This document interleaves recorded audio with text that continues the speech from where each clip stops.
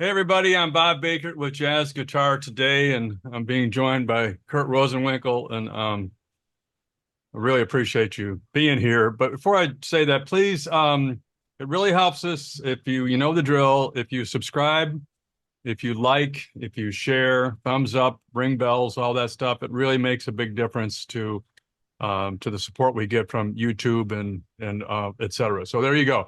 Hey Kurt, how you doing, man? I'm good, Bob. How you doing? I'm doing fine. So you got some stuff coming up. Uh, Yeah, I was, I got some copies of your ultimate book of compositions, um, yeah. which, which I believe, if I'm not mistaken, is like 96 of your compositions. Is that how many there are? Did I read that wrong? Uh, in total, with the unreleased, it's over. I think it's over 150 compositions and 1,500 pages, I believe. I went through some of that.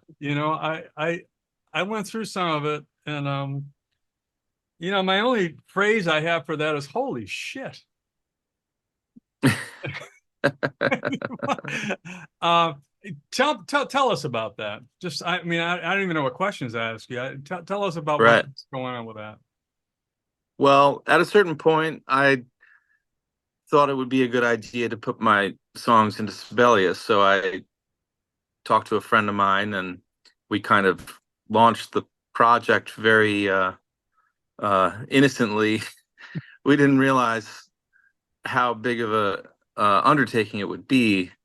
Um, but we started, and we just continued, and it just kind of became this huge project, and it went a few years until well, continuous work on it through about 3 4 years, and then I met Vojta Drnick, who came into the picture, and he started working for Hardcore Records, and he took the project on, and we continued to work on it, and that then we were really going full steam ahead for about 4 years, um, and we just the more we worked on it, the more we wanted to make sure that it was as as good as we could possibly make it. And in the end, um, the body of work was just so beautiful to me, just even visually, that I wanted to make an art book out of it, as well as being a functional resource of my music. And then um, we thought it would be a good idea to have some commentary about the songs. So I I had a lot of um, like sort of conversation with uh, with our friend, and and uh, and that became Isaac, uh, and Seto. That's the guy that we were talking with, and that became the commentary. So in the end, it just became this enormous work, and very beautiful to me, and in a lot of on a lot of levels. And 8 years later, it's finished, and we went through the whole process of putting it into production and manufacture, and yeah, now it's finished. It's really exciting, and it's a lot bigger than anybody anticipated, and ourselves included. So we're really proud that it's finished. We can't believe it, really. It's like finishing the Panama Canal. I mean, I went through it and I went, good God. I mean, you know, the, this is this is the real deal. I mean, as played. This is not, I mean, no offense to real book, but this is, and and obviously, as played by you, isn't somebody interpreting what was on the record. It's you knowing what was there, knowing what you composed, and putting that out. And I Yeah. mean, that's a phenomenal, phenomenal undertaking. It does not surprise me that you said 8 years in the make. 8 years. Yeah, a little more than 8 years Good of God. working pretty pretty intensely on it. Yeah. So how do people get a hold of this thing? How do they get a hold of your work? You can order it through Hardcore Records. That's hardcore. That's heart, Yeah, like your heart dash HEART. core. A heart. No, I'm sorry. Hardcore dash records.com. And so we're selling it through the website, and that gets fulfilled by our manufacturer in Los Angeles, and the books get shipped from LA, and they're almost ready. We've been pre-ordering. We wanted to. We were expecting to have the manufactured product finished a couple weeks ago, but there was some manufacturing delays. So it's slated to ship next week, and yeah, it's been great. We've had a lot of response from the community, and it's been selling really well, yeah, even in the pre-order. And we're really excited to get it into people's hands, and to have these songs take on new lives, and just go out into the world, and have more adventures. Man, I got to tell you, so this is in fact, just for clarification, we're talking about hard copy paper books. Yeah, We're yeah. not. The hard copy book is 680 pages, Wow. and that's all the scores for all the unreleased songs. And then you get with that the PDFs of the instrumental parts for all of those songs, and you can also get the guitar tablature for all those songs, and you can also get the XML files if you want to put them into Sibelius. We have Sibelius files and XML, so you can use any kind of notation program that you have. If you want to make like a big band version of the song, you have it already, the score that you can just put right in there, and just do your own thing with it. And so all those songs are in all those formats. And then you can also opt to get the extra unreleased songs, which is more than 50 songs that don't appear on any of my released albums yet. And some of them are old songs, some of them are new songs, some of them are along the way, and some of them I play but have never recorded, and some of them are just real deep cuts. And so all totaled, so you can get the physical book, and then you have the PDFs, and you have the tablature and XML and Sibelius files, and then you have all of that for the 50 unreleased songs, and altogether that's 1,500 pages, and then those other formats and everything like that. But the physical book is a beautiful book, and that is 680 pages, and that's the scores of all the unreleased songs. So I'm not sure how many songs is that. Voight, do you know how many songs that is? 151. I guess about 100. Wow. I mean, I'm looking at something. I don't know of anybody that's ever done this to that extent. Um, Yeah, we couldn't really find anything like it ourselves. I know that, Pat Metheny has a, a couple of books, to be honest with you, I don't know if he did them or other people did them, or I don't know of, I just don't know. I mean, I'm going to plead ignorance of anybody that's ever done what you've done. I'm like, you literally dug the Panama Canal here. I mean, pick your metaphor. But Yeah. good God. And, and you invited people in the castle for the grand meal. You didn't say, okay, we're going to give you brunch, we're going to give you breakfast, you can buy this, you can buy that, you can buy that. I mean, you just opened up the drawbridge, let everybody in, and here it is, kids. Here's the castle. Have fun with this. I mean, Yeah. that's I'm I'm stunned, for lack of a better word.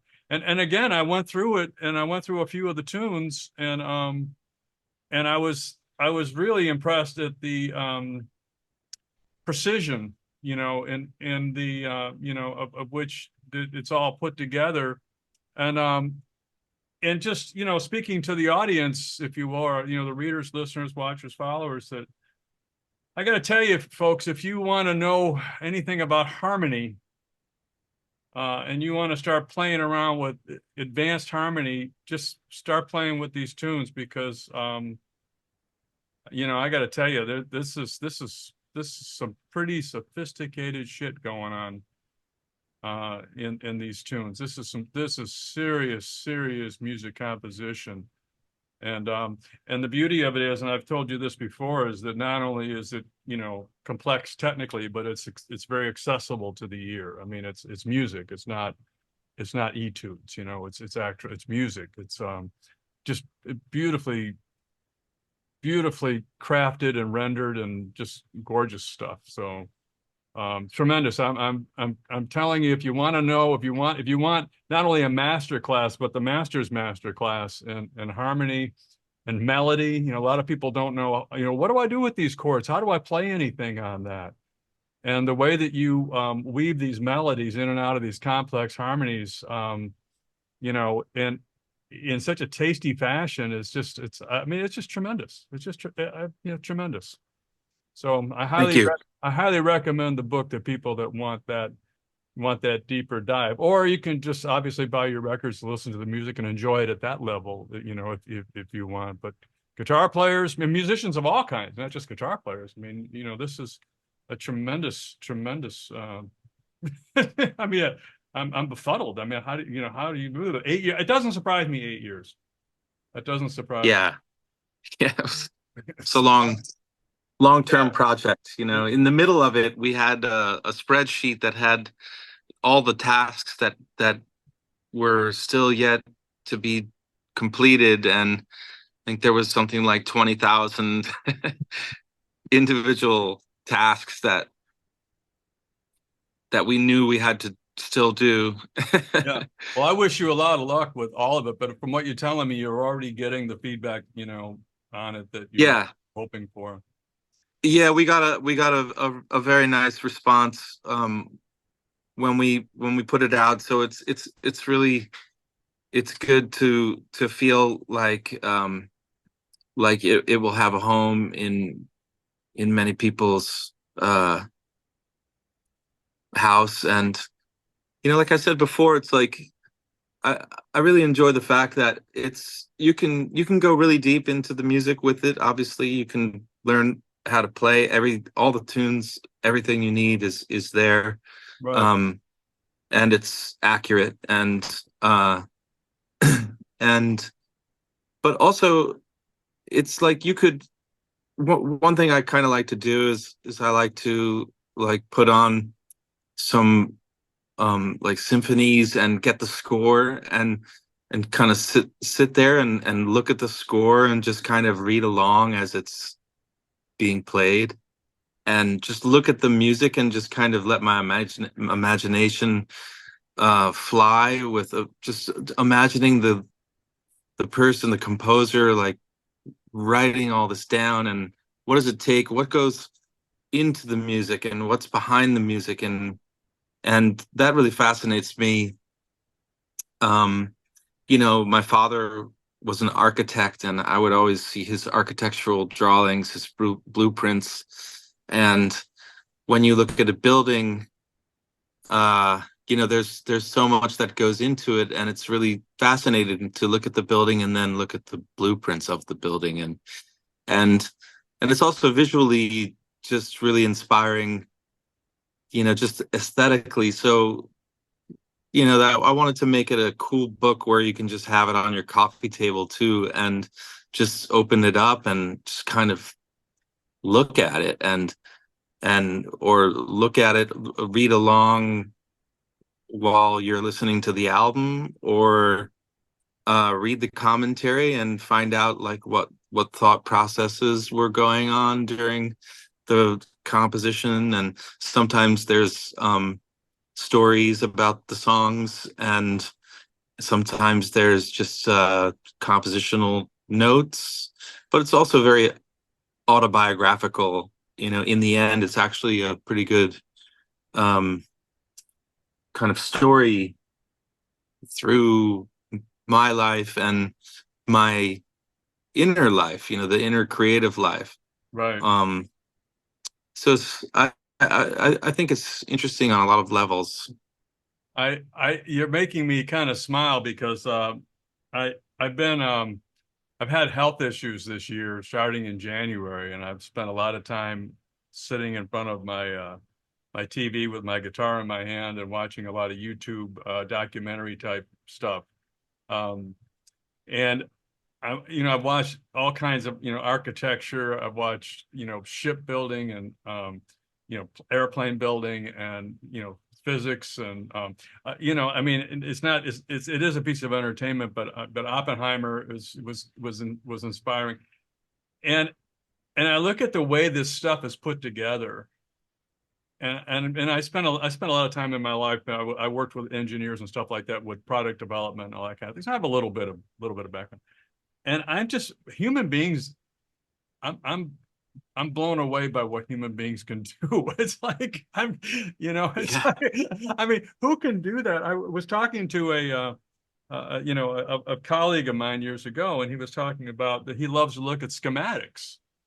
So he would open up these really complex schematics and he would look at them and he could read them and he knew exactly what was going on just by looking at the rendering of he knew what was coming in, what was going to go out and how it was going to be, And he said, I've always wanted to do that with music, because he said, there are people out there that don't need the band, don't need the orchestra, don't need, any of that. They just look at this and they can hear it and they can see it. And that, so you're kind of making me smile and remember that that's an appreciation, at not the next level, but that's at the highest level of appreciation. And I know that sometimes I like to watch movies or things, 'cause I do some acting, and I'll have the script in my hand, Oh and yeah.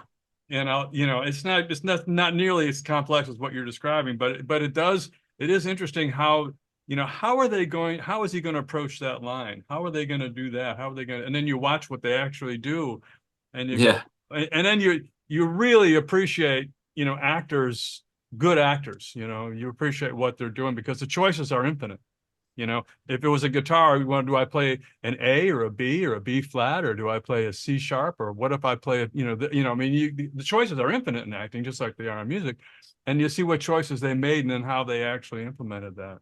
So Yeah. you blow me away with that level, that layer, if you will, the highest layer, if you will, stratosphere stuff. That's incredible. So let's talk about the new record, which is an old record, which is not an old record, but it's an old recording. Um, Yeah. if you don't mind, I mean, unless you want to say anything Sure. about more about the book. I mean, this is, you can do whatever you want to do. Um, so Oh th yeah.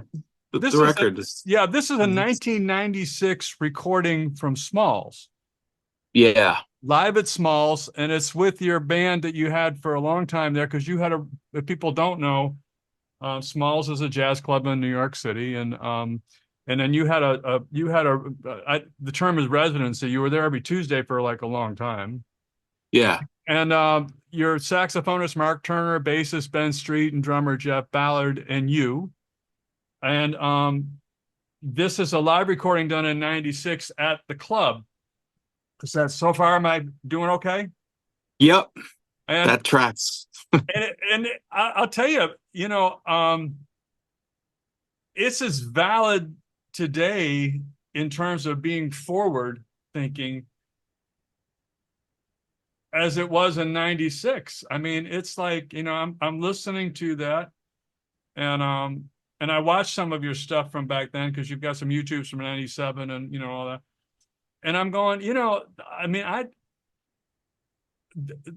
that's still state of the art as far as I'm concerned. I mean, that's you do an amazing job. I don't know if it's intentional or not, but um, you do an amazing job of really bridging the old and the new. Mm. You can hear the influence of the old, but there's no question about it. This is new. This is where you're plowing the field, and I'm all full of metaphors today. You're plowing the field and making Yeah. all kinds of new stuff happen. And new, you're making new stuff happen. And from in 1996, that even today, when you go back and listen to it, you think, this could have come out.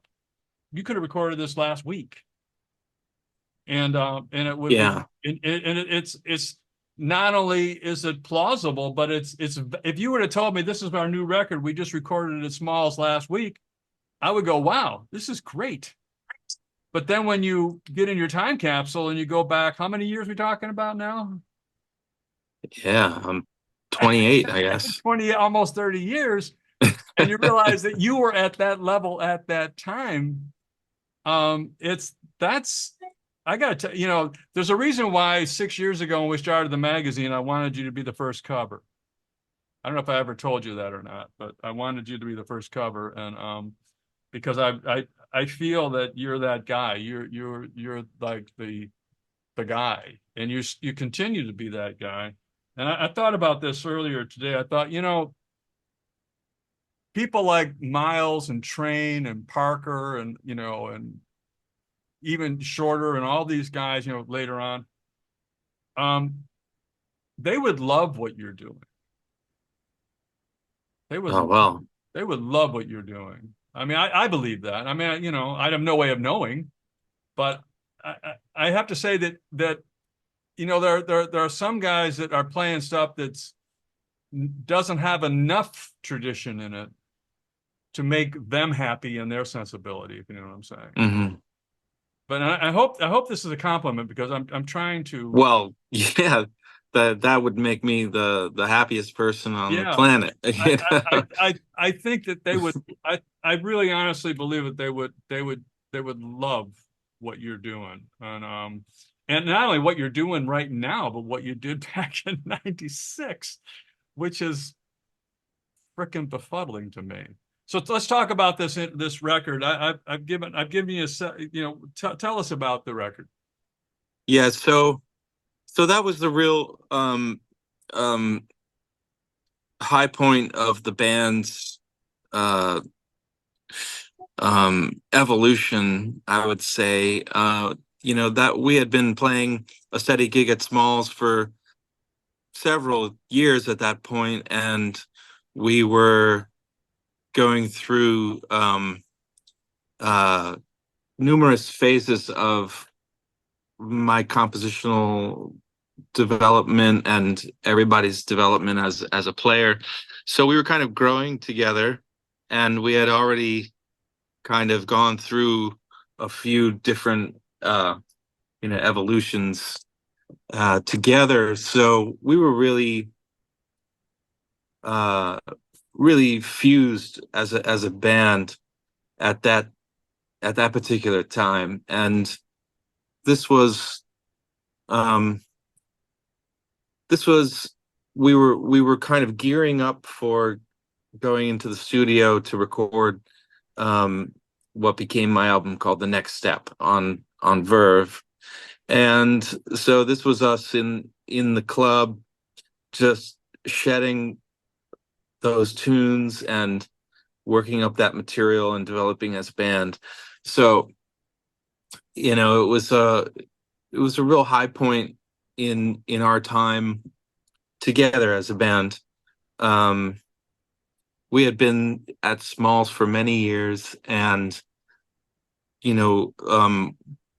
just by word of mouth, lines would be around the block, and it was a real amazing energy, in the room when every night that we were playing. The audience was just packed, and it was real heady days, um, and I remember at one point we were on break and I was upstairs and we were outside and Brad Mehldau was there. Mm. And at that point, like, careers were like popping off. Like, Brad's career was really skyrocketing, and um like, Josh Redman's career was, he was really taking off, and a lot of people were kind of saying, like, well, Kurt, why don't you guys have a record contract? And I was just kind of like, I don't know, I don't know, you know. Um, we're just here doing this, and hopefully, the music will just kind of create its own destiny, and something will happen. I was also trying to shop things to labels and stuff like that, so I was trying, but nothing was happening. But I remember being up in the break, and the place was totally packed, lines around the block, and Brad just kind of just made this comment that stuck with me. He was like, Kurt, it just really doesn't get any better than this, does it? And I was like, yeah, that's true. This is like such a moment in time, and it's an interesting moment for him to say that. Just kind of made me realize that we spend our time always thinking about how we can improve our situation and the future, and how things can be different and how things can improve, but we seldom realize that, like, the way it is right now, it's like that's like there's something really great about right now. And Go you ahead. know hopefully you can say that about right now in your life. I hope everyone can. But at certain times, obviously life goes up and down, but there are some points where you say, like, wow, this is really a special time. And so that's kind of like where we were, at the time of this concert we played. This was just a normal Tuesday night for us, and our friend Zeke Zima uh, put up a DAT machine with a couple mics and recorded it. And those DAT tapes stayed with me. I moved to Switzerland in '93 and just lived life. And every time I moved, I brought those tapes with me. And then when I started hardcore, I kind of had the thought in the back of my mind, like, oh, maybe some of those tapes might be cool. And then the idea came up to play again with the band, and so we kind of got this whole thing together, got the band back together, called Mark and Jeff Ballard and Ben Street, say, hey guys, you wanna rock and roll again? And they were they were like, yeah, man, let's do it. So we put this tour together, and it's kind of like a world tour, and we found, I went through these tapes and found this one night that was really special, and Brad's actually playing on one song on it as well. It was a new song at the time, and and he had heard it, and I gave him a lead sheet, and I was like, hey, you want to play that tune of mine? And he's like, yeah, sure. And it was Zhivago. So I think that was like the one of the very first times we played Zhivago. And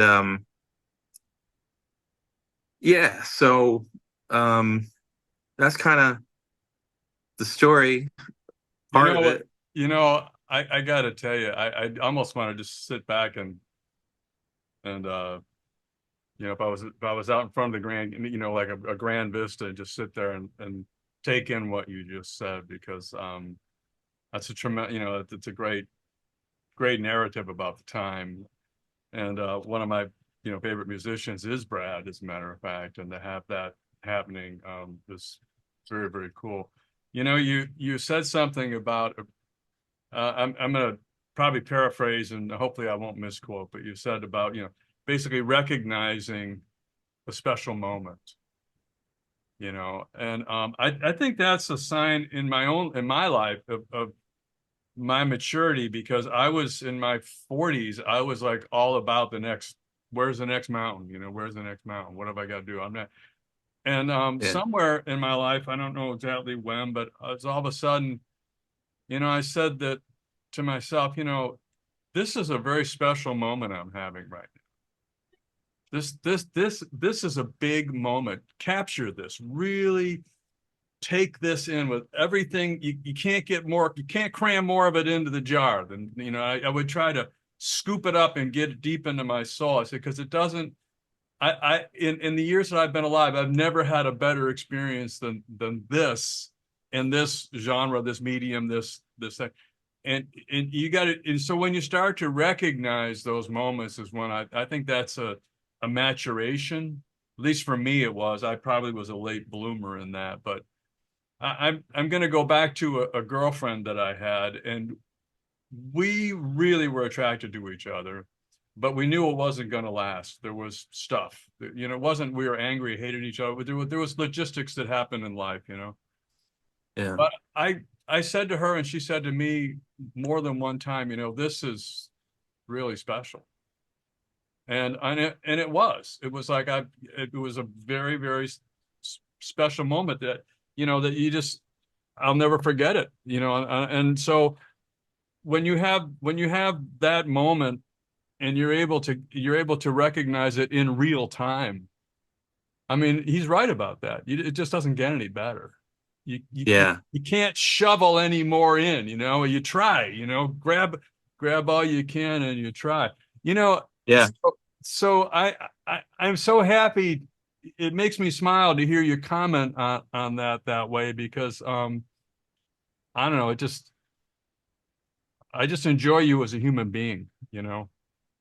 So that's Thanks. And when you record it, you can relive it again. well, and you can play it back and you can say, there it is. I've got 15,000 pictures on my iPhone, and I purposely don't have them filed away. So if I want to see that picture of a car I owned or a place I was, I've got to go through them all. And I'm always bringing up multiple memories. But let's talk about the recording for just a moment. It blows me away that that's a DAT tape. Yeah.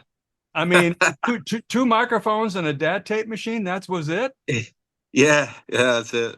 Yeah. Holy Jesus Christmas, man!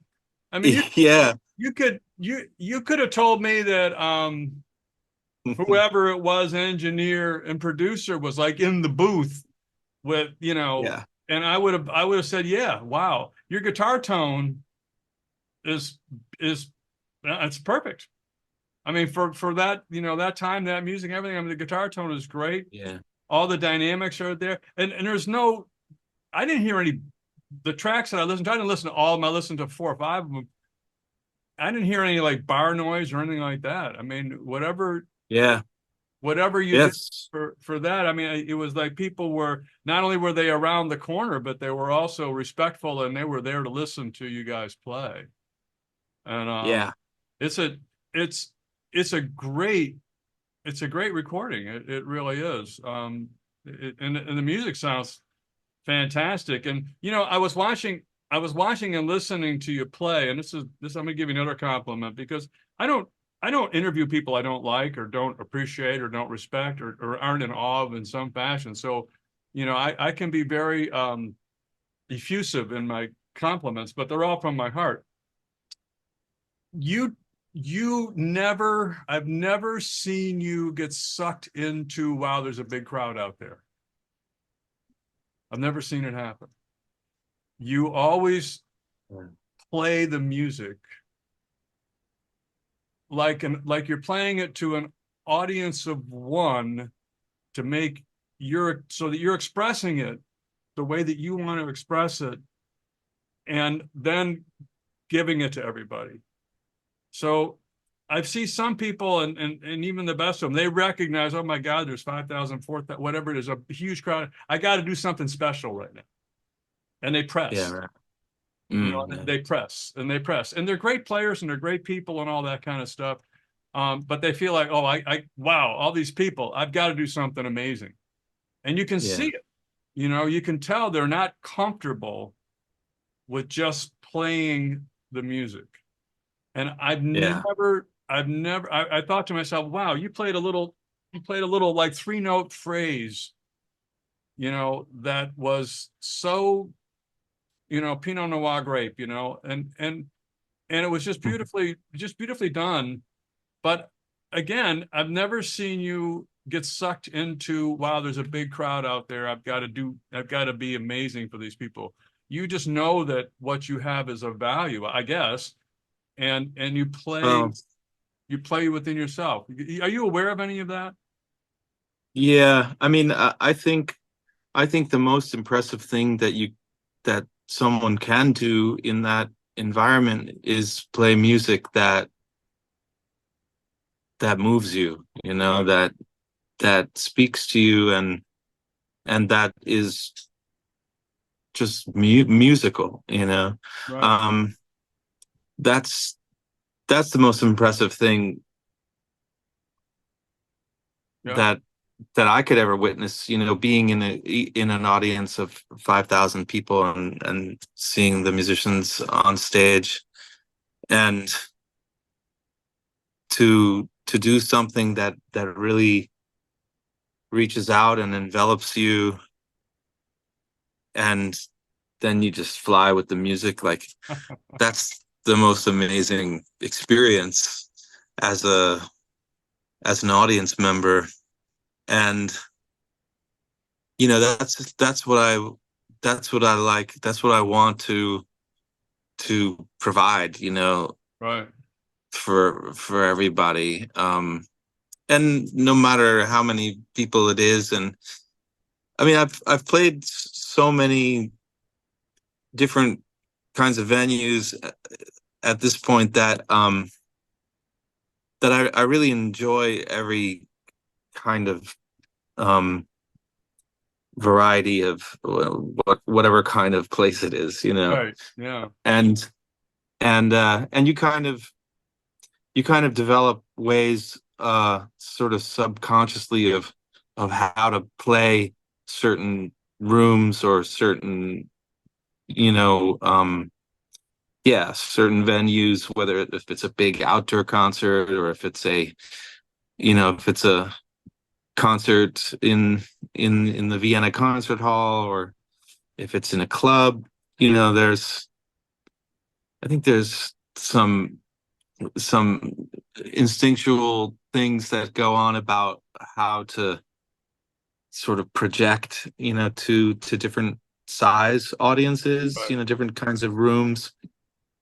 So I do get into different sort of, like, maybe modes, depending on what the different place is. Uh, but I enjoy them all, like, Oh yeah. yeah. So, um, at this point, if there's 5,000 people out there, like, I I want to provide something for all all those people, Right. and I know that the best thing that I could possibly do would be to just be in the music, and let that do what it does naturally. Right. Well, it's tremendous, and I guess set selection too. Obviously, if you know you're going to be playing, this kind of place or that kind of place, you can Yeah. tailor the show to to the anticipated audience. But I still I still can't tell you how impressive it is that you stay there. You don't get sucked into the moment. You stay an authentic artist when you're performing. And Yeah, but one thing that happens is, when you walk on stage, it's like you're walking into another world. Like Yeah. that's everything is everything else is left behind as soon as you walk out there, and then you're in this other world, and it's always been like that for me. I mean, if the sound is if there's something messed up with the sound, then you can have some interesting moments on stage. Yes, you can. Yes, you can. So let me just grab a couple more quick topics here. We'll do some guitar stuff, if you will.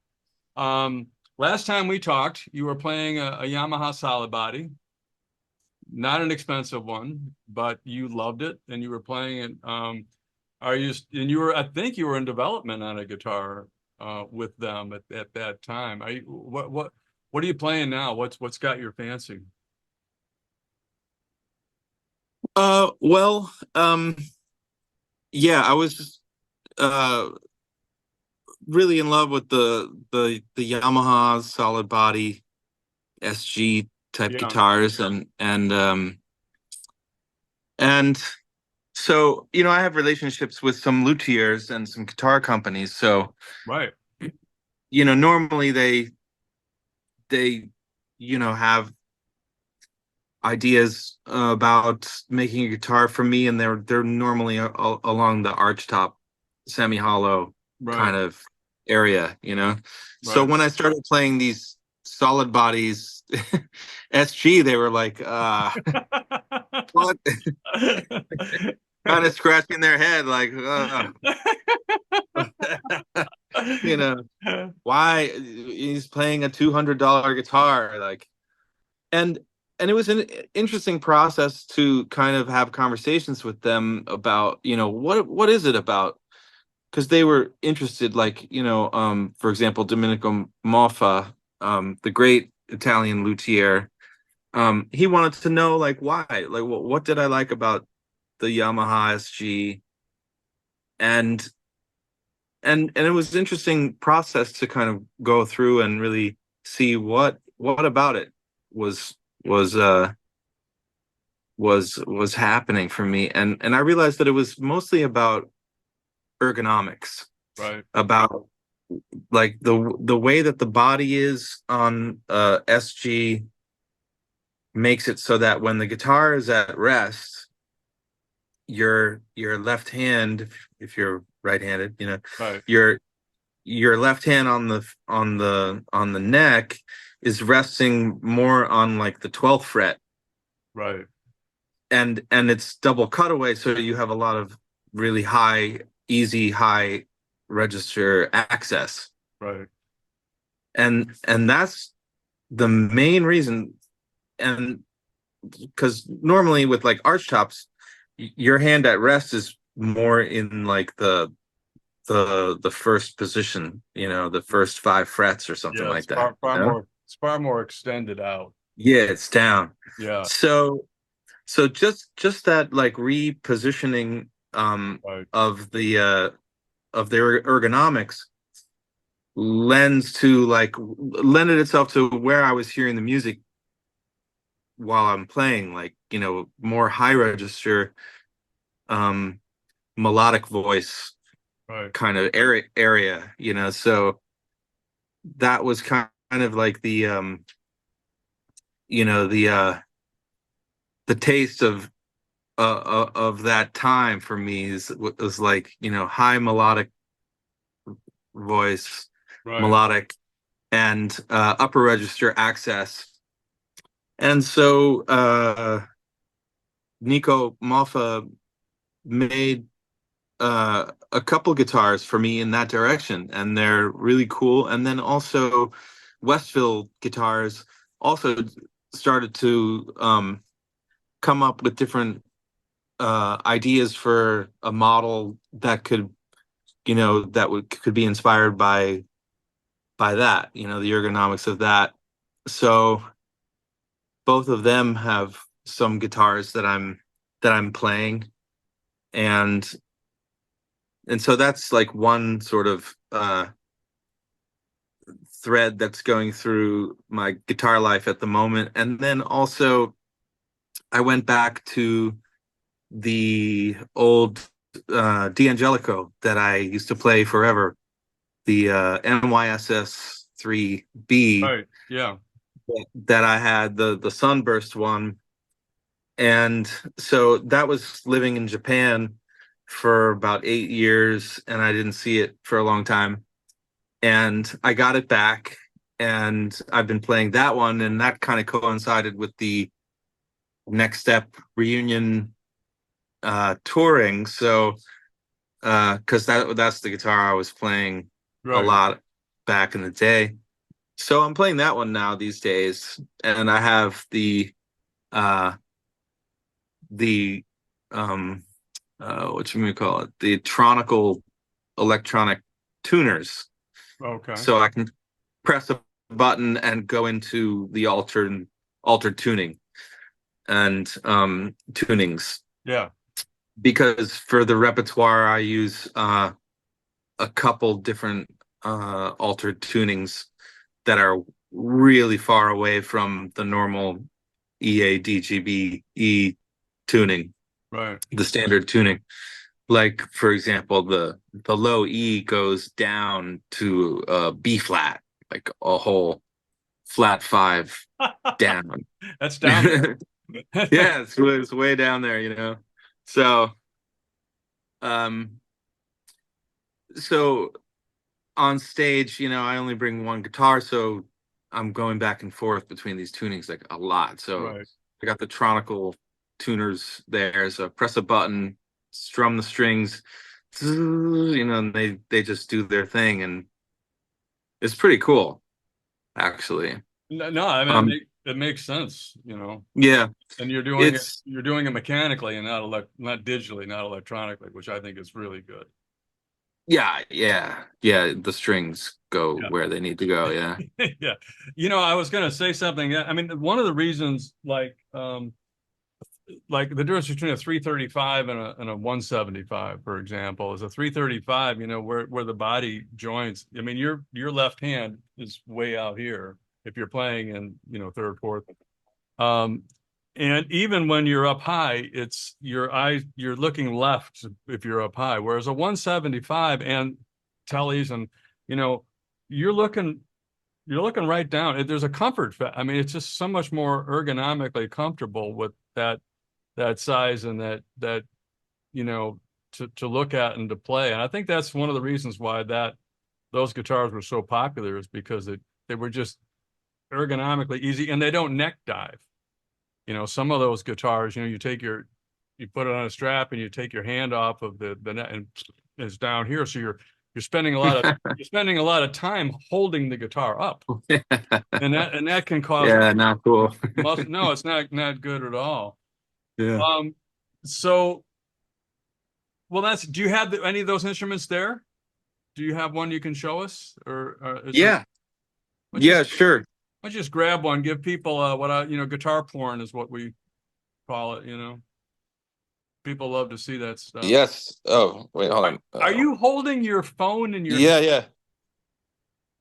Yeah, I'm holding my phone. I can tell it is a little jittery, which is fine. We got used to it, but I'm seeing your Get the right kind hand. of get the kind of Blair Witch Project Yeah, vibe. I love it. And you got your left hand and your right hand, and you got, and so it's interesting. Good stuff. All right, let's see.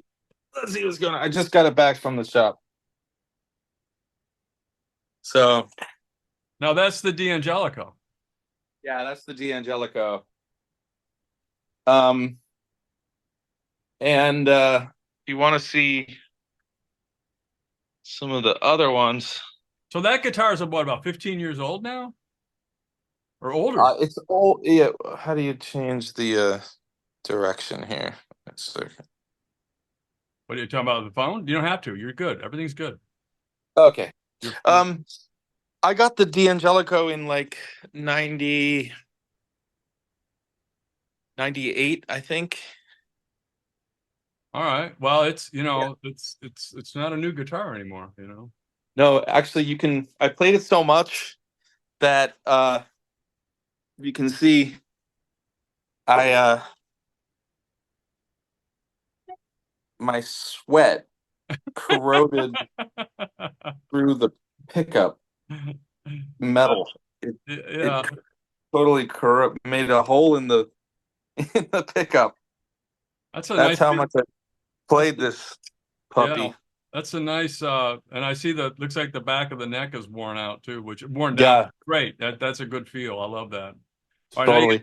now you got to turn the guitar. I mean, turn the phone again. There you go, horizontal. Oh, like this. Okay, Yeah. sorry. All Otherwise, right, so this is the Mofa, and this is maple. a very beautiful Wow, I axe. wasn't expecting that. Yeah, he made a solid body that was inspired by the Yamahas, Right.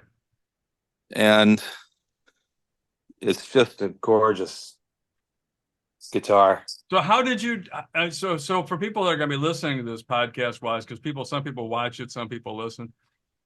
This is a solid body instrument. Looks like it's I don't know what wood that is. It's I don't know, but Oh man. it does have it's a very dark. It looks like almost like a dark cherry walnut kind of look, in terms of the finish. But it has a maple fingerboard, which is which is Yeah. really cool. And then that's not what I expected at all. I thought you were going to show me something else, but I think that's great. And then what strings you put on that? Are you putting on 11s or 12s or 10s or Uh, on this one, I think I have tens. I like that. Yeah, tens with a plain Plain G. G. Yeah, and that's kind of like what I use on the Yamaha. The Yamaha is over here, Yeah. and yeah. Yeah, remind me So of the great Nashville guitar player Jack Pearson, who plays like a $300 Fender Squire. When he that's what he's playing. We're gonna say goodbye. I want to remind you that the new record is called Next Step Live at Smalls, 1996. It's phenomenal. And then the Ultimate Book of Composition Assets, I guess is what he's calling it, is like 150 songs and all 650 pages, the PDFs and everything. But again, Bob Bakert from Jazz Guitar today.